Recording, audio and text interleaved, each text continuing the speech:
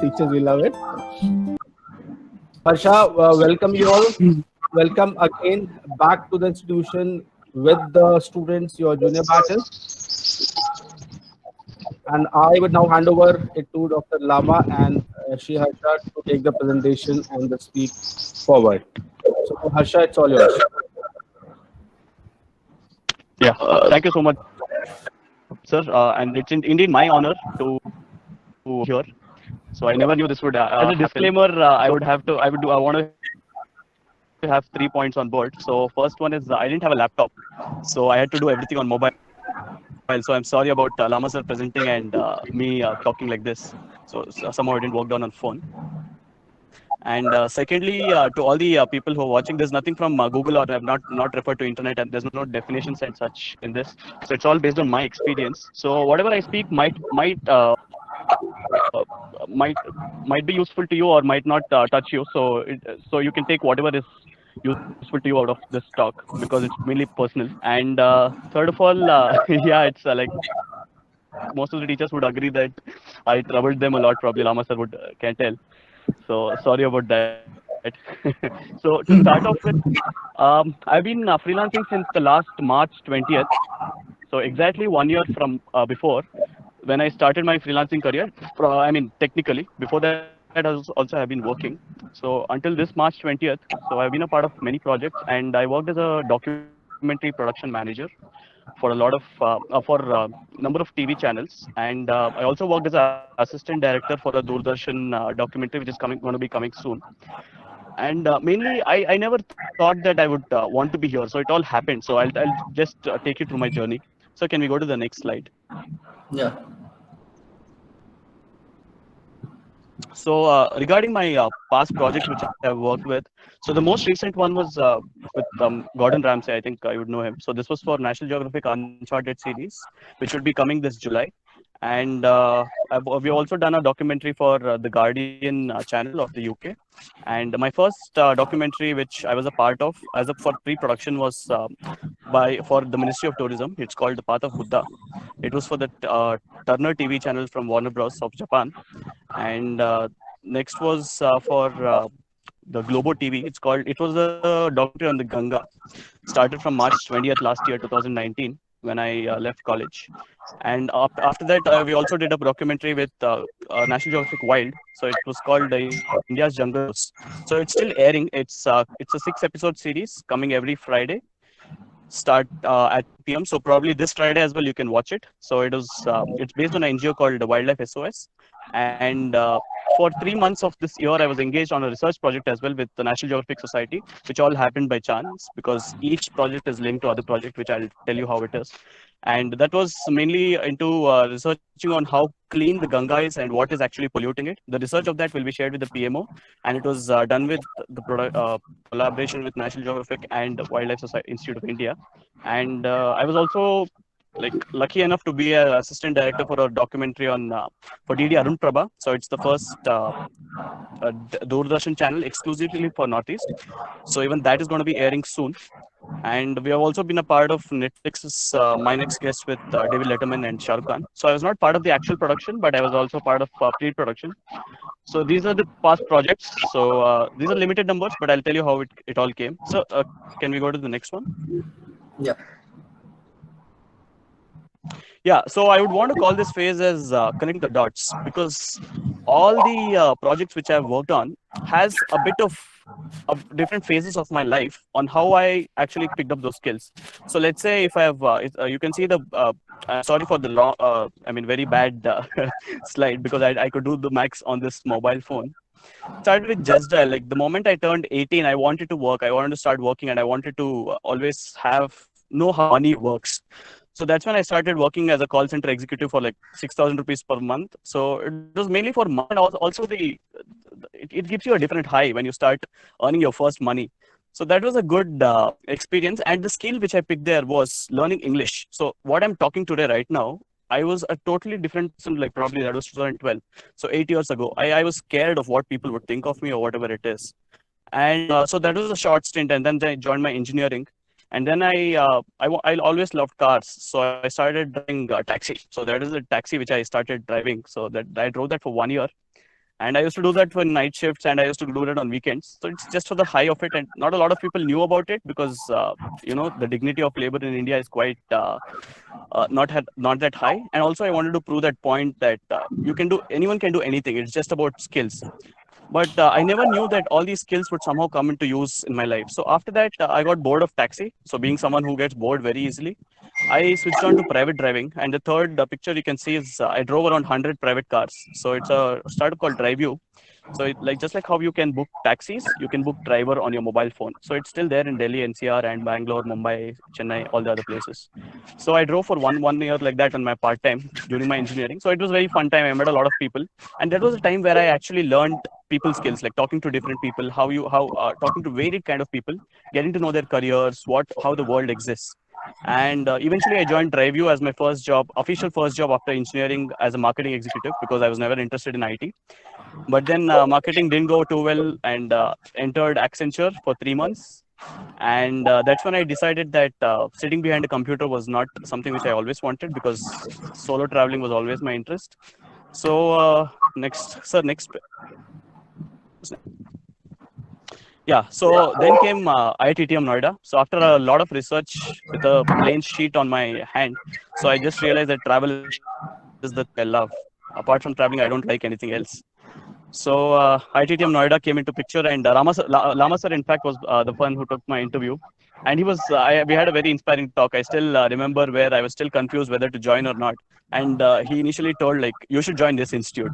So that's when I decided that, because initially I was keen on IITM Gwalior, but then because of his decision, I mean, his talk, Lama sir and Nanita ma'am, I chose to join IITM Noida. And after that, things changed a lot. So the moment we entered, it was me and another classmate of mine, Harish. So we were all jumpy and wanted to do something. So that's when we came up with this campaign called IITM branding IITM. So it didn't go for a long phase, but then it was just about a Twitter campaign. And thanks to all the cooperative seniors and the batchmates, so we could get the highlight of the Ministry of Tourism. So we got a lot of retweets from the Incredible India page as well. So that was my, parallelly, there was another event on Swachh Bharat Abhiyan, where the minister's phone was supposed to be handled for a live video, and I volunteered to do that. So during that phase, I entered ministry just to set up a Twitter page for the minister, and that's when I met the person who was retweeting our tweets. So the campaign was just about uploading a picture and telling uploading a picture of our college people of wherever they have gone, and then it was just a tag with Incredible India and IITM Noida. So it was not a big campaign or something which we thought would work, but we just wanted to do something with a collaborative effort. And I would want to thank Aditi ma'am here, and Pawan sir, and every other lecturer who supported in this. And even they got onto the platform, and some people who never knew about Twitter, even they got into the platform, and it was a really good response. So from then on, I went on to intern in Ministry of Tourism. And then after that, I also I also did a part-time job at Decathlon. So Decathlon Indrapuram, which is near college. Everyone would know that. So next page. So, the reason behind telling all this was, I always believed in Steve Jobs' quote that you can't always connect the dots looking forward. You always have to look backwards and connect them. And I always believed that the dots would connect someday. And when I look back, it actually connects. And uh, the things I've been able to do in the past 1 year, every small job which I've had has an impact on it. And so I just had to trust that the dots will somehow connect, and it did connect in my future. So that was my way into freelancing. So yeah, this was a small story about it. So let's come into what actually freelancing means. So this is for the MBA juniors and the BBA juniors who is on the platform now. So if you have never worked in an actual job, I would always recommend you to go to working in an organization first, because that's always a base. Because without learning that, because that requires a lot of discipline. You have to get up every day on time, and it has to be done in a cyclic way, in a routine way. So probably I've met a lot of people, and about 75% of the people like doing that because it gives them into routine. But the other 25% I've seen want to get out of that because they somehow get bored doing the same things, like someone like me who gets bored very easily. So if you're working for an organization, you can just see there. I've written that security is. I mean, the base is security. You're getting your monthly salary, and there's always a scope to do mistakes. And yeah, everyone has to do mistakes, and that's how you actually learn. So and also synergy, like you get to talk to a lot of your coworkers, and the coworkers remain the same. So you get to always build personal relationship. So if you're someone of an introvert and takes a long time to open up to people, then I think you should definitely start working for an organization first. And also, there's a fixed. I don't. I mean, I was wrong about typing fixed rewards. I typed this like a day ago. So I was just thinking about it. There's nothing like fixed reward because the better you perform, you're gonna rise higher, and it's all in your hands. But then coming down to freelancing, the path which I chose, because I already had a experience in working for an organization and I wanted something different. And jumping into entrepreneurship was not in my hands because of financial issues. And again, it's a high risk thing, and you need to be sure about what you're going to do. So I chose the middle path, just like how the Buddha said. So freelancing is the middle path which people can choose. Like you can also directly jump into it. So mainly the core aspect of freelancing which I like is the freedom which comes along with it. So you can see that I've written the soul quote that freedom is the oxygen of the soul. So I mean, you can always do the things which you love when you have that freedom. When you know that if you don't like a project, there's always an end goal which you can see. Like thankfully, I've all the projects I've taken up have been very interesting and had a very interesting learning experience. But there has been one project which I don't want to name, which I wanted it to end soon because it was quite tiring and it was not up to my liking. So I always saw that end, the hope at the end of the tunnel was right there, the ending of the project. So I had to give in my hard work until then. So that is the freedom I always craved for. And opportunity for a freelancer is unlimited, tell you, because there are a lot of jobs, a very high-paying jobs, which requires high-skilled talent, but most of them are like probably working in an organization and they can't give time to actually freelance. So there are certain jobs which require only freelancing. So my job, which I do, the documentary production, it is mainly freelancing job because a lot of TV channels wouldn't want to hire production managers as an employee because a lot of TV channels don't produce shows on the go, certain kind of genre. So it's kind of a liability to them. And hiring someone as a freelancer, you also get diversity. So that's what they're looking into. And it's also a moderate risk one because sometimes there's been times where I don't have a project for 2 months at a stretch, but I've used it up as in doing tour guiding that time. And also moderate rewards, not as high as owning a business, but again it's definitely more financially rewarding than the organizational setup which I work with. So with the normal salaried structure. So that is one thing I want to tell about freelancing. And about entrepreneurship. You would obviously know that's the high risk, high responsibility, and high rewards. So that's the peak. And I would recommend everyone to start working for an organization first, build a base. And in fact, a very good organization is a one where the CEO actually promotes you to go into the entrepreneurship mode. So most of the good companies I've worked with always encourage their employees to be an entrepreneur within the organization. So that's what everyone has to be looking for. I think most of the seniors here would agree to it who has already had the working experience. So there's a popular saying that people don't quit jobs, they quit managers. So that's actually true because a manager is someone who motivates you to be to show that freedom, the path of freedom.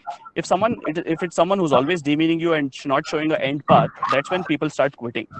And once you come into the freelancing stage, it's always a good platform to jump into entrepreneurship, which I've been thinking right now because of the COVID scenario. The international business is going to be stopping for at least a year, according to my estimates. So I think there's a good time to start up. So I'm just waiting for the lockdown to get over. And yeah, so this is about what actually freelancing means. So next slide.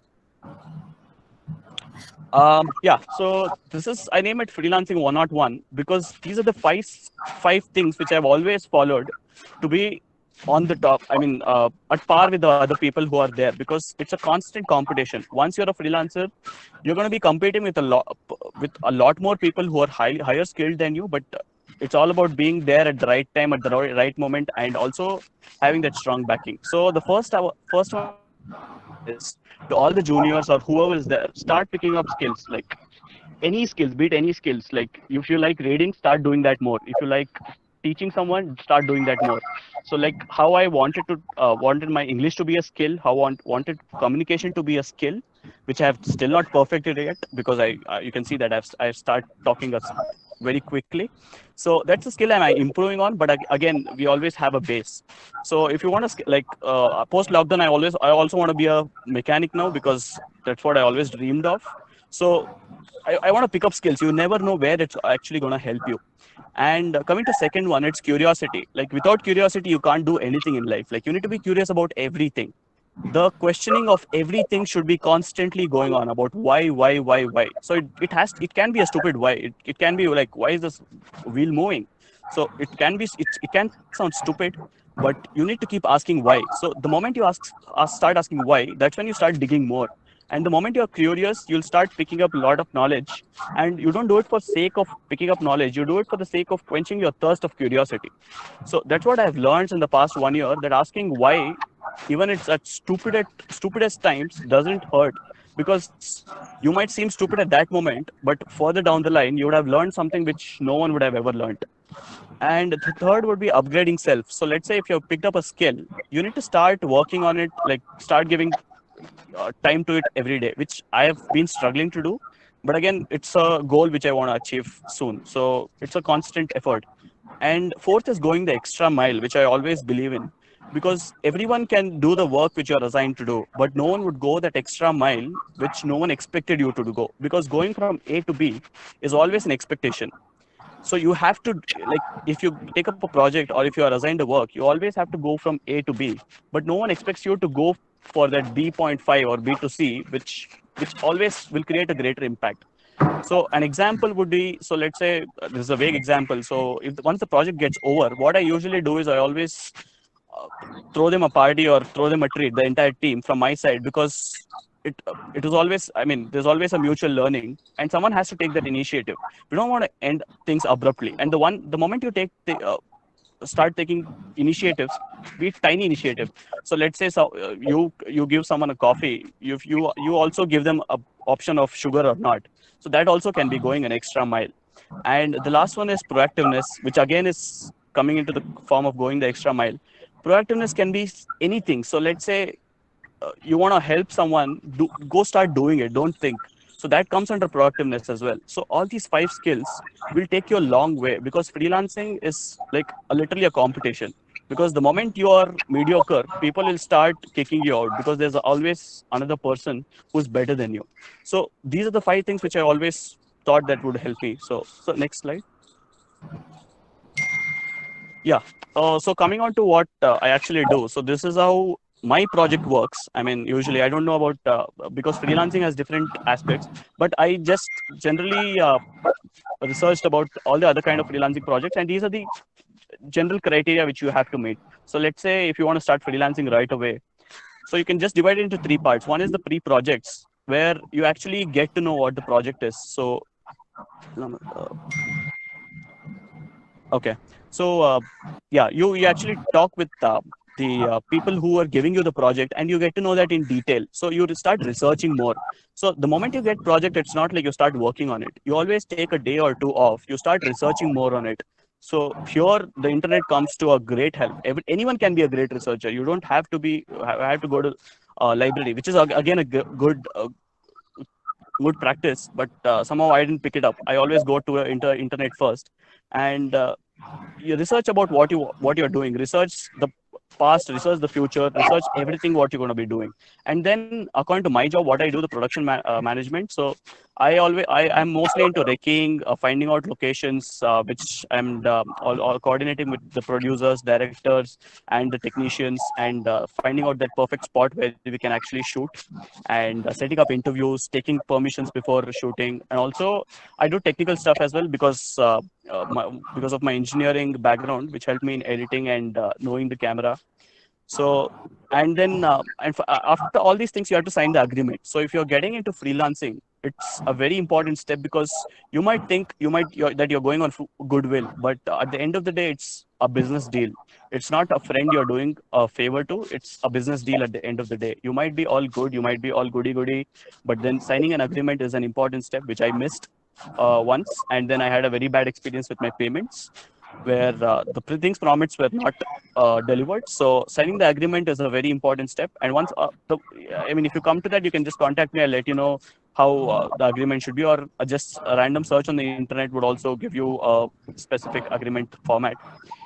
And yeah, deliverables. So you should, before getting into a project, so because every freelancing project goes a fact that you start and you end it, and after that the association with the company is no more with that project. You might be associated with them personally or professionally, but for that project you need to know what you need to be delivering. So you need to make a list of things which are required and which are supposed to be done for that project.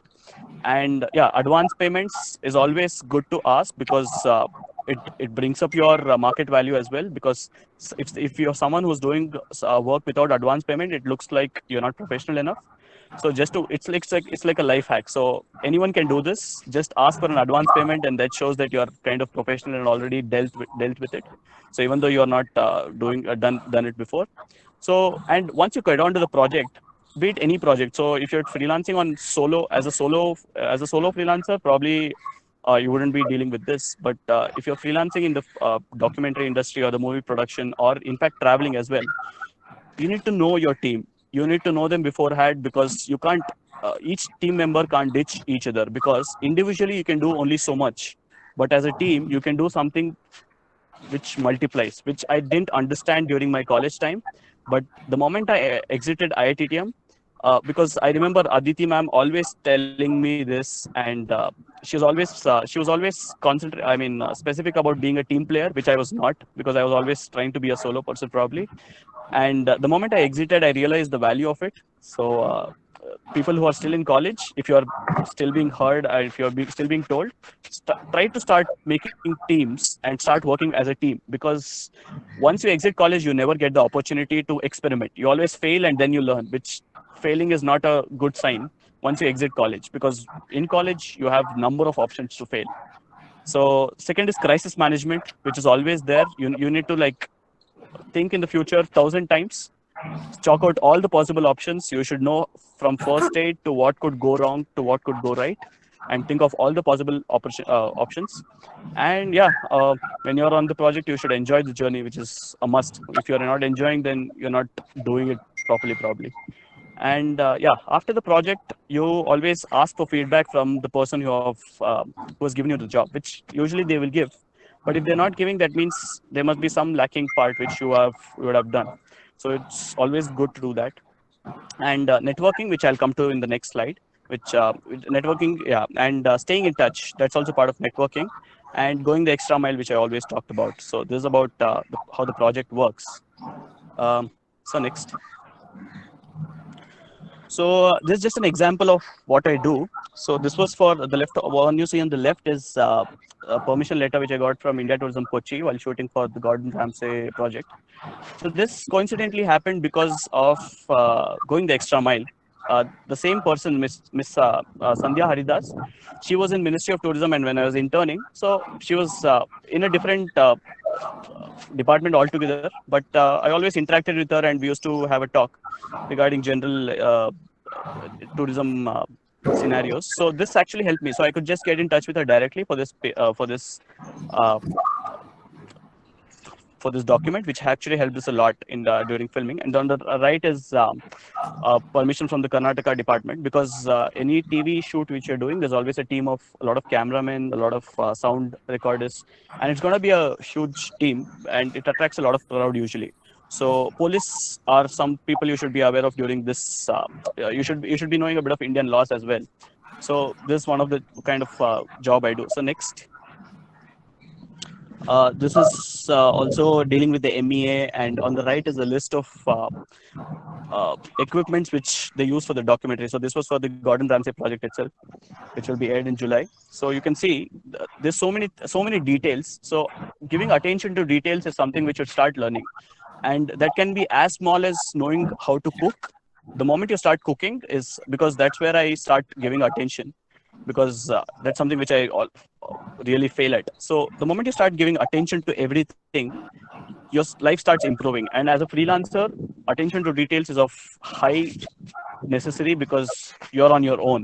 The moment you screw up, there's no one else on your backing. Just in case, like in your organization setup, you might have your colleagues, but here there's always a new colleague every time. So it's always better to look into the details. And so next. And yeah, this is how we set the schedule. So this is what we call a call sheet, where every detail for the day is given. And next, yeah, this is how the schedule for a production works. And this can, as you can see, I don't know, I'm on my mobile.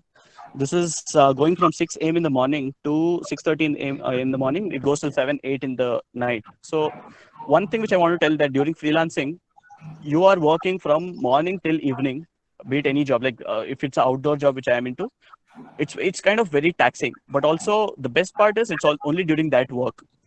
So there's going to be always a less deviation, and you're going to be giving 100% in your job, because you're going to be in the job full time. And the moment the project ends, it's going to be like full free time. So it's like exact opposites. So you're going to be seeing a lot of sinusoidal waves, like extreme happiness to extreme sadness to extreme adventure to no adventure at all. So this is the kind of life I've been leading since 1 year. So next. And yeah, this was the team which we worked with for. You can also see one of our batchmate Harish, who was also part of our team. Next. Yeah. So coming to networking, uh, the first project which you get is always the hardest. So there's no amount of networking can help you until you have a strong skill or a strong base or a strong connection.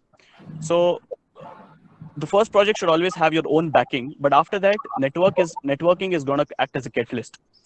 I'm pretty sure all the seniors would know about this, how networking is so useful, how knowing a person, not just by their names or contact numbers, about on personal basis on what they do, what their likes are, what my likes are. So it's about building a personal relationship, and networking is just the way for your next project if you are into freelancing. So next slide. Yeah.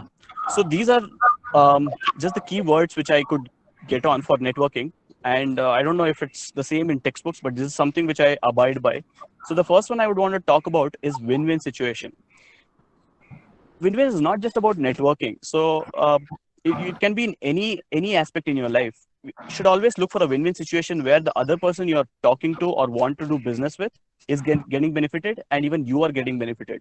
Because most of the times I see people who are wanting to get benefit for themselves, but they fail to see what the other person benefits, and that's where we fail in networking, I believe. Because I was going to a lot of conferences, and probably I had a lot of things to tell, but uh, I never saw the other side as well. So that's where I failed at networking, and none of them actually turned into a fruitful conversation.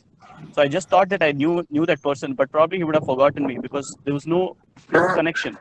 So win-win situation is what you should be actually looking for in any situation in life, where the other person benefits and you benefit as well. And there's one more kind of situation where it's called the lose-win situation, where it doesn't matter if you lose, but the other person should have a winning aspect. So the other person should benefit. This works a lot of times, but again, it's going to be very taxing on you, and it can also look like you're a conman, because the moment someone starts helping you a lot without any preemptive motive, it looks like they're either cheating or they either like you very much. So you should know this when you should use this kind of a skill, because this lose win is nothing but being proactive, helping them just for you, just because you have to help them. Because I can connect this with the word namaste. I always abide by it, and I researched about namaste only after I got into IITTM, and this was because of the Incredible India, a book which I read by Mr. Amitabh Kant, which everyone should read, about the story of our tourism industry.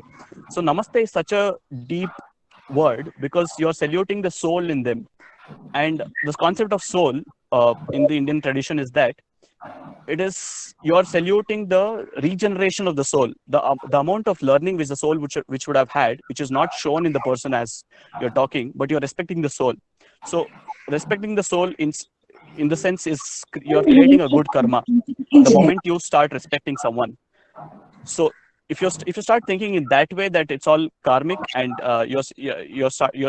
anything good you do shouldn't always have to be reciprocative. So lose win situation is something which will work very much good in your life if you have the right intention.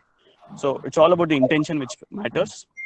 And looking into their eyes when talking to someone, I've seen a lot of people who get distracted a lot. If you're talking to me, I would expect you to give your all attention to me, and that's the only time when I think that you're convincing, because I have a lot. I used to do this. I used to talk to someone, but being someone who gets distracted very easily, I would always look somewhere else, and that would instantly cut the connection, which is very detrimental to the networking aspect. So, I mean, the one hack I actually tried doing it is start noticing the color of their eye when you're talking to them. So that's, I mean, it's a hack if you're someone who's getting very distracted, and you wouldn't notice their eyes. In fact, if you're not interested to talk with them, so start being genuine. So that's where genuine or slash pure, which I've written, comes into picture, because earlier I used to try networking with everyone thinking probably I would want them somewhere in the future or meet them somewhere in the future, but then I realized it's of no use.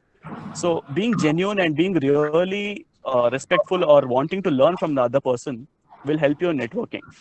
And yeah, so it's always more about them than you, because there's one aspect which I learned.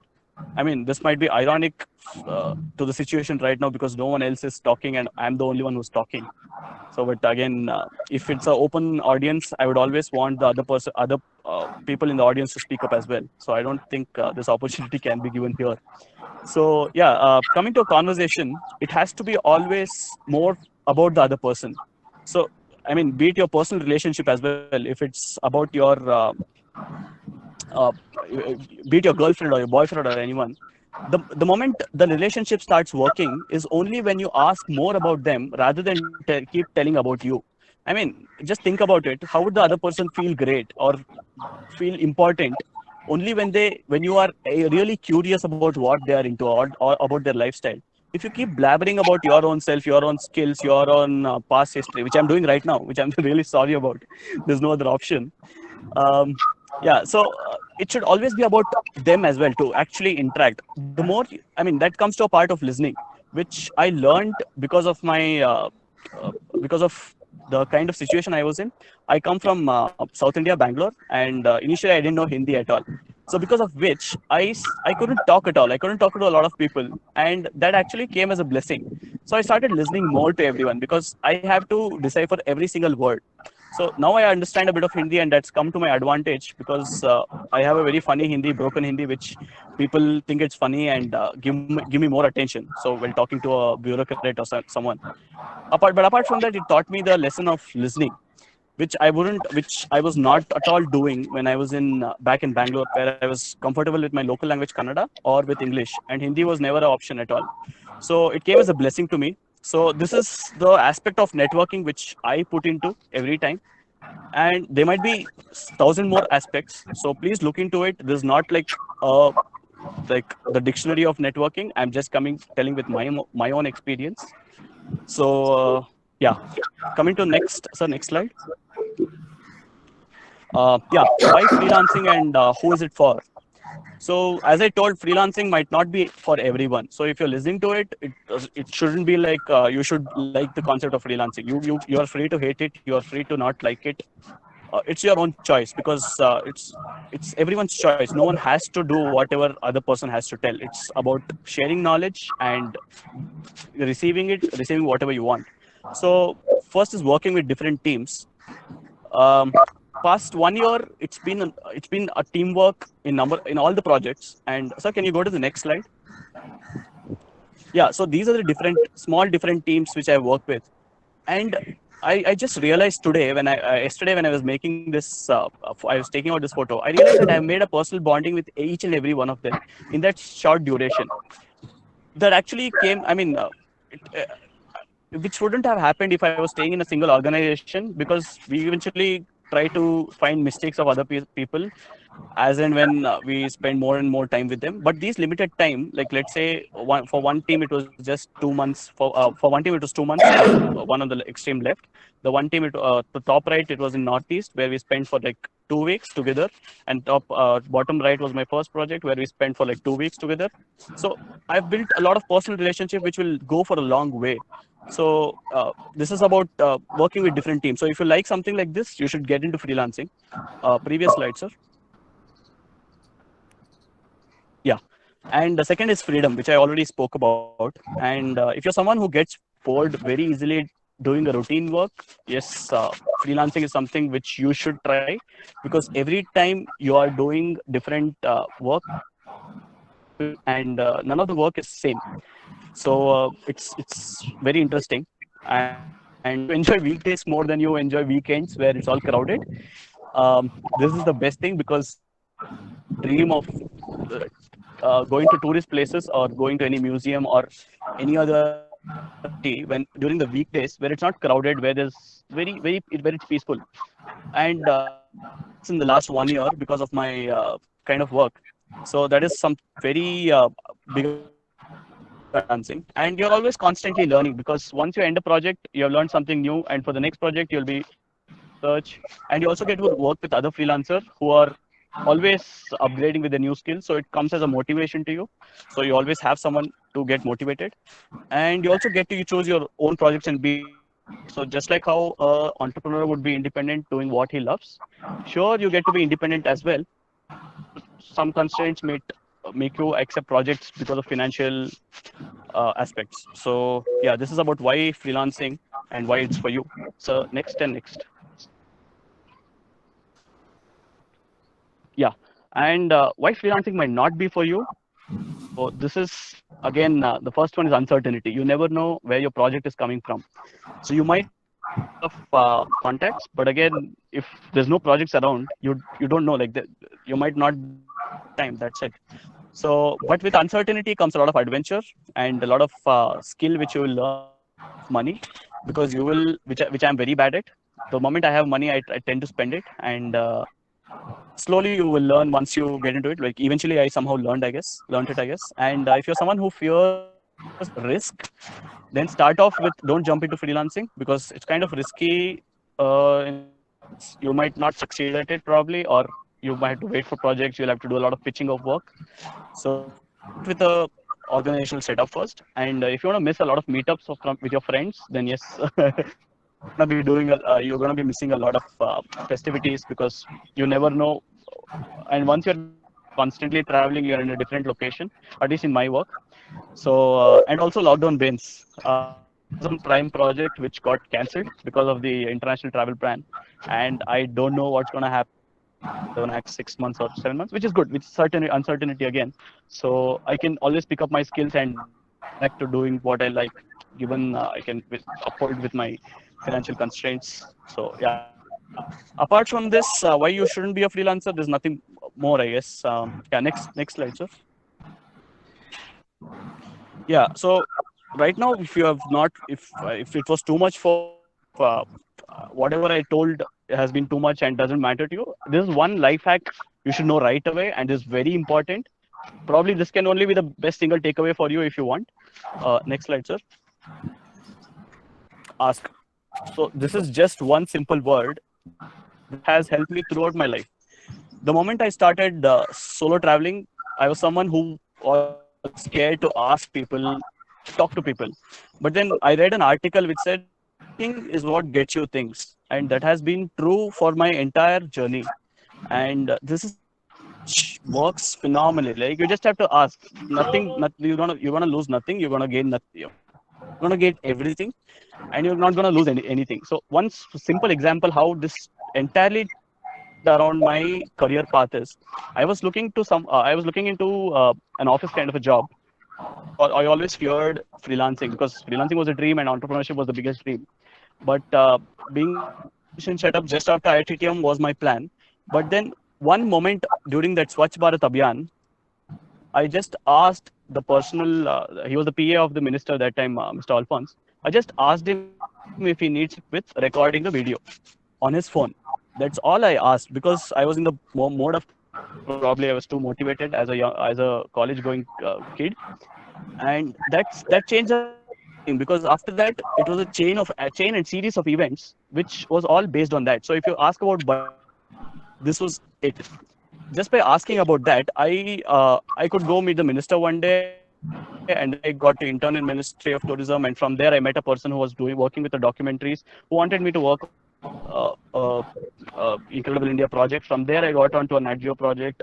So you see, only because I asked. And you can ask anything at any point of time to anyone as far as it's not humiliating them or not in a negative aspect.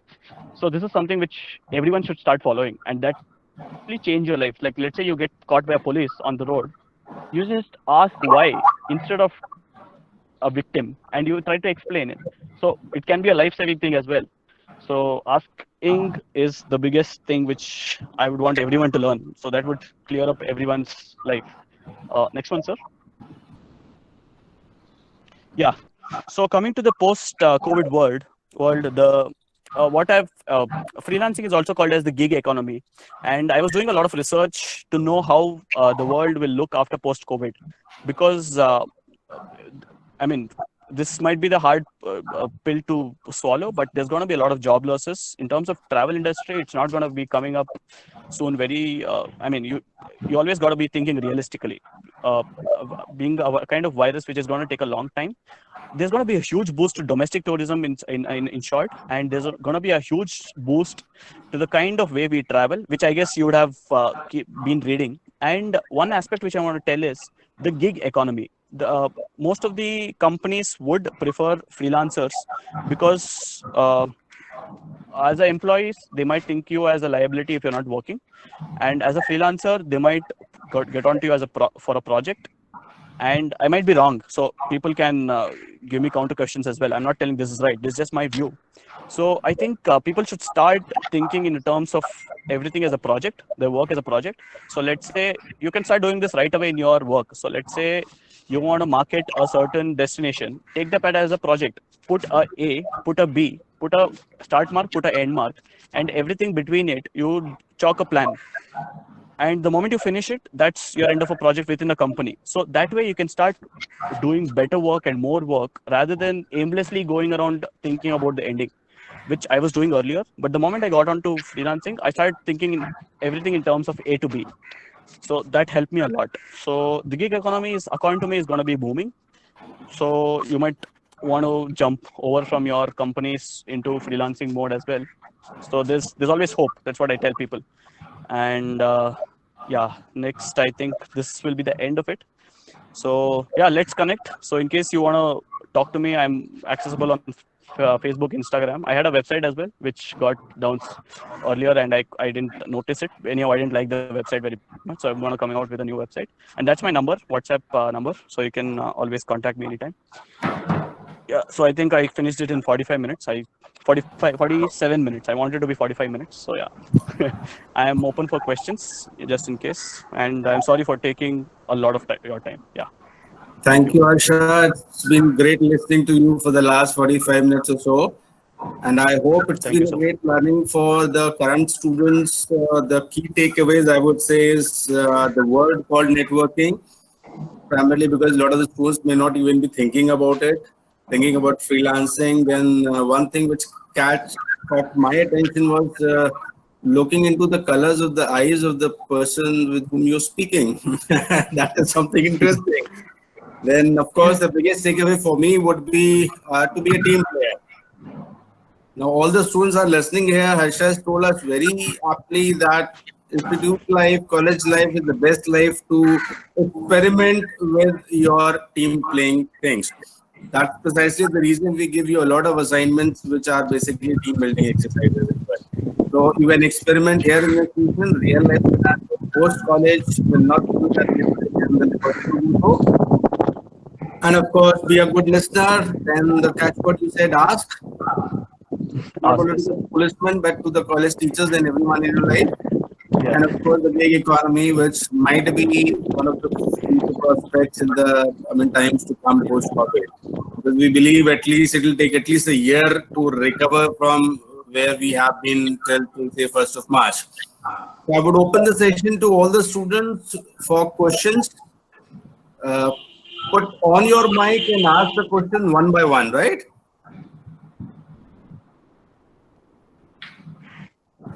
Is it audible to everyone? Any questions?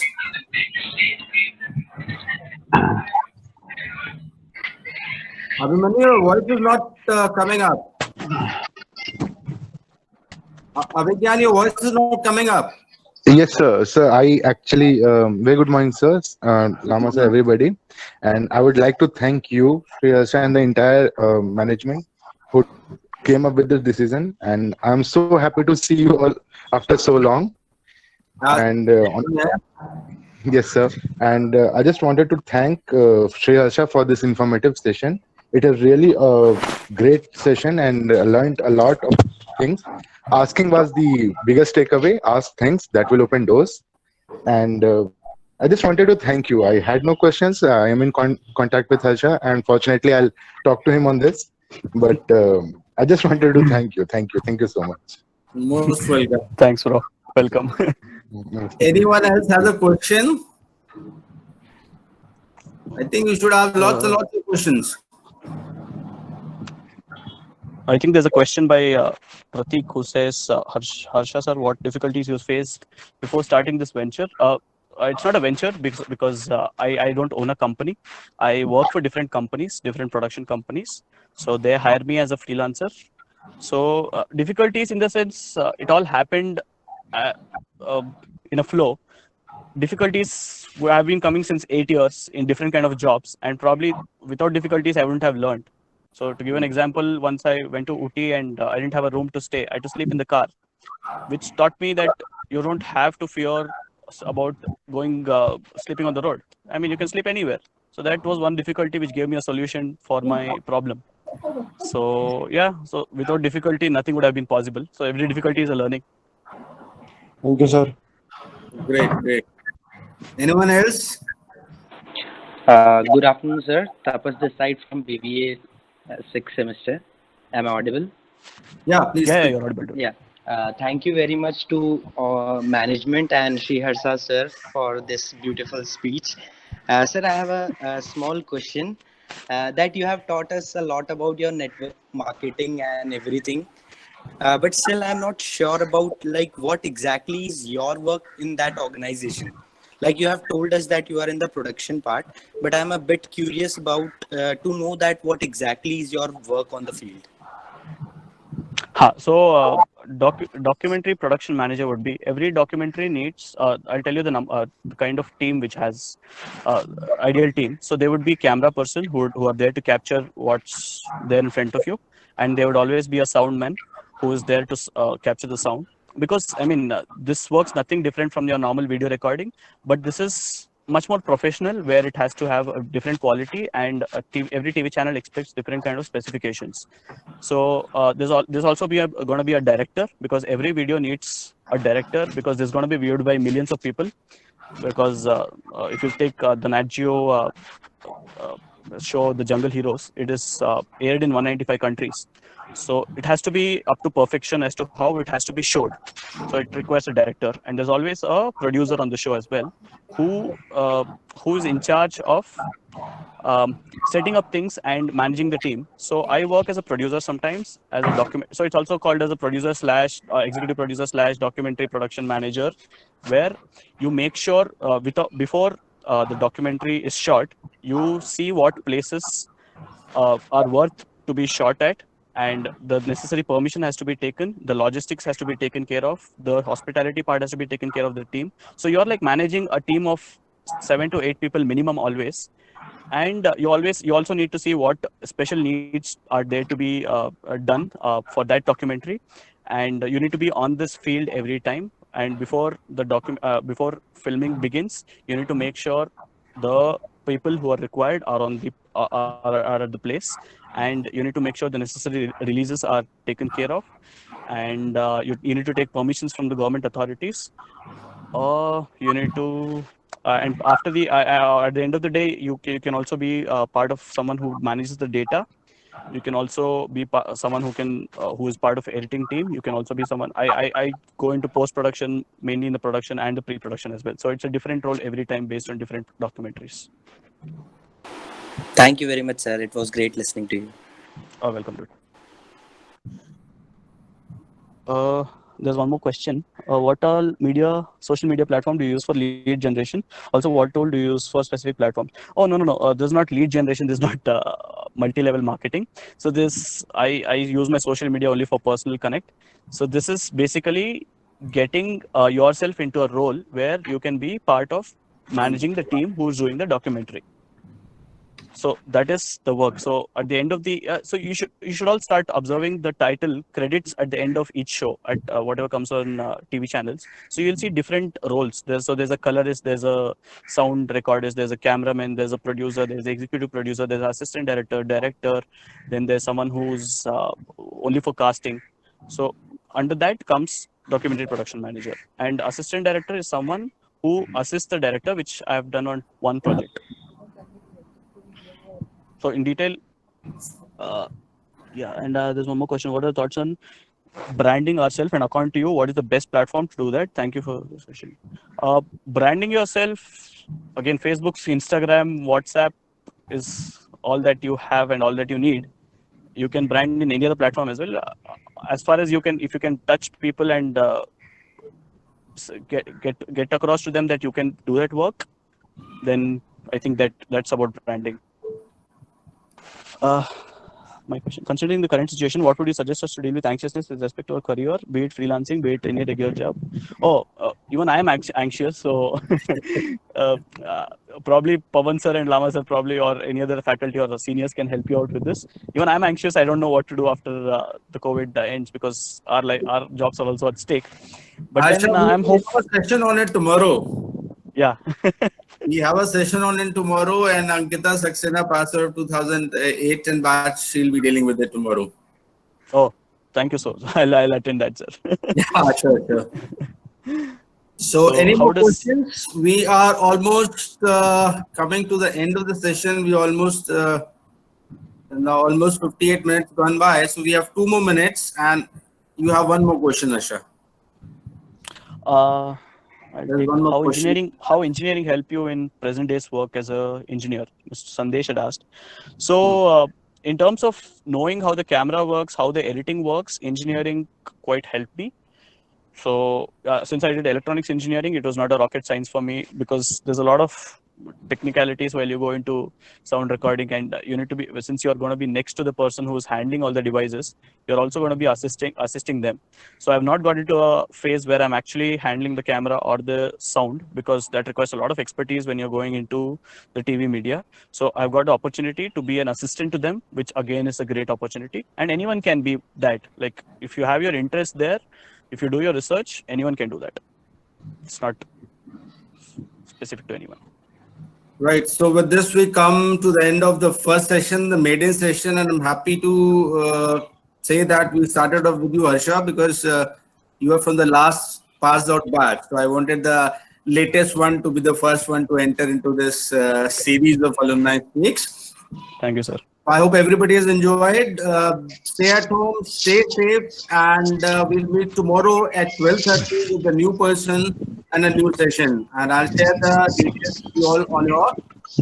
Lama sir already put up on the screen. Tomorrow we have a session on mental health and corporate scenario, which will be taken up by Ankita Saxena. So I hope everybody has enjoyed it. Yes, absolutely. Right. So see you all tomorrow at 12:30. Thank you, sir. Thank you so much. Stay safe. Thank you, sir. Thank you, Pawan, sir, for this opportunity. Thank you, Asha. All the best. Thank you, sir. Okay, thank you guys. Yeah. Thank you, Laman, sir. Thank you so much. Thank you, sir. The host